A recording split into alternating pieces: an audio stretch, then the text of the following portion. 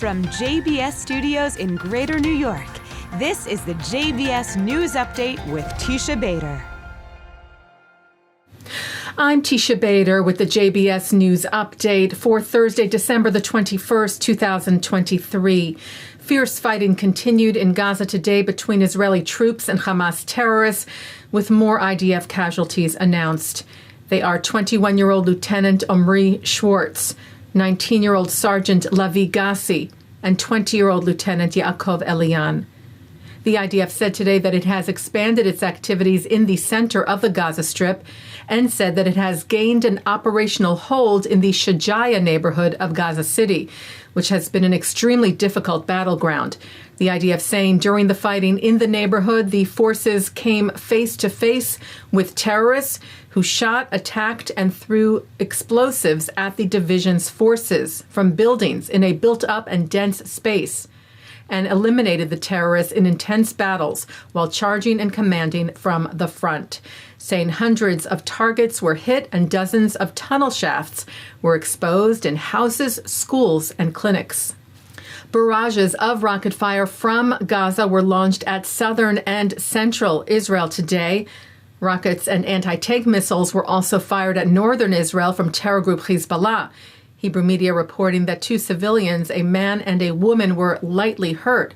The IDF said fighter jets attacked a series of military targets of Hezbollah, including launch positions, military buildings, and terrorist infrastructures.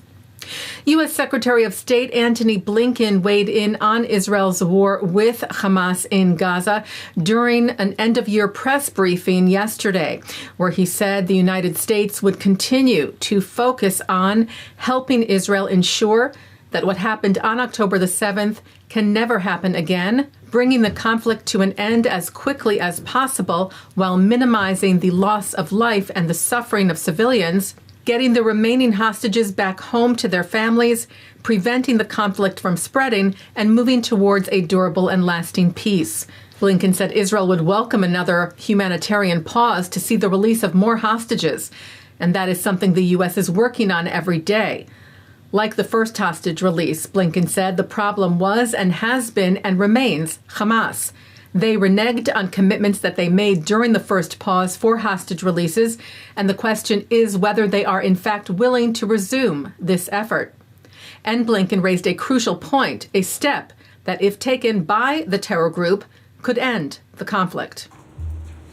What is striking to me is that even as, again, we hear many countries urging the end to this conflict, which we would all like to see, I hear virtually no one saying, demanding of Hamas that it stop hiding behind civilians, that it lay down its arms, that it surrender. This is over tomorrow if Hamas does that. This would have been over a month ago, 6 weeks ago, if Hamas had done that.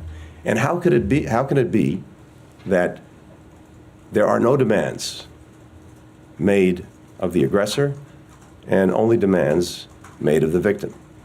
The Times of Israel reports that former U.S. Secretary of State Hilary Clinton met in New York with a delegation of children and siblings of Israeli hostages being held captive by Hamas in Gaza, citing a statement from the Hostages and Missing Families Forum, urging their release by the Christmas holiday.